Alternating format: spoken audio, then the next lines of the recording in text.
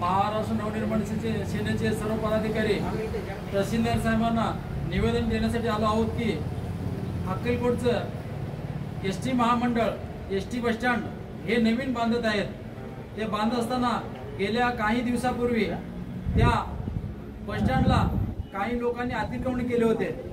ते कोर्टात जाऊन अतिक्रमण नष्ट करून आता ते नव्याने बांधकाम चालू आहे।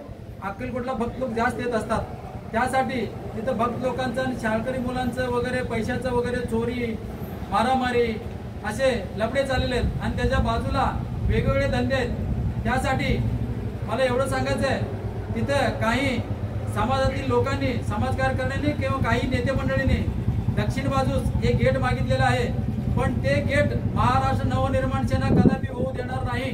ते झाल्यास आम्ही आंदोलन करणार। ते होऊ नये म्हणून आम्ही तहसीलदार साहेबांना आज निवेदन देण्यासाठी आलोय। सरकारने विचार करून, आगार प्रमुखांनी विचार करून आणि तालुक्याचे आमदार साहेबांनी सुद्धा आमचं महाराष्ट्र नवनिर्माण सेनेचं मत त्यांनी आमच्या मताचा विचार करून आमदार साहेबांनी सुद्धा वरती मंत्र्यांना सांगावं, जिल्हाधिकाऱ्यांना सांगावं किंवा आगार प्रमुखांना सांगावं की तिथे दुसरे गेट होऊ नये। दुसरे गेट झाल्यास आम्ही गप बसणार नाही आणि पहिल्या भूमिका आम्ही गेट होऊ देणार नाही। बस स्टँडच्या मागे विकास हॉटेलच्या समोर 20 बाय 20 फूट रस्ता आहे, ते बी सिमेंट रोड आहे, ते बी कांदा बाजारपर्यंत रस्ता आहे। रस्ता असताना तुम्हाला गेट कशाला पाहिजे? तिथे गेट आम्ही महाराष्ट्र नवनिर्माण सेना देऊ देणार नाही, देऊ देत नाही म्हणून आम्ही ठाम आहे। जय हिंद, जय महाराष्ट्र।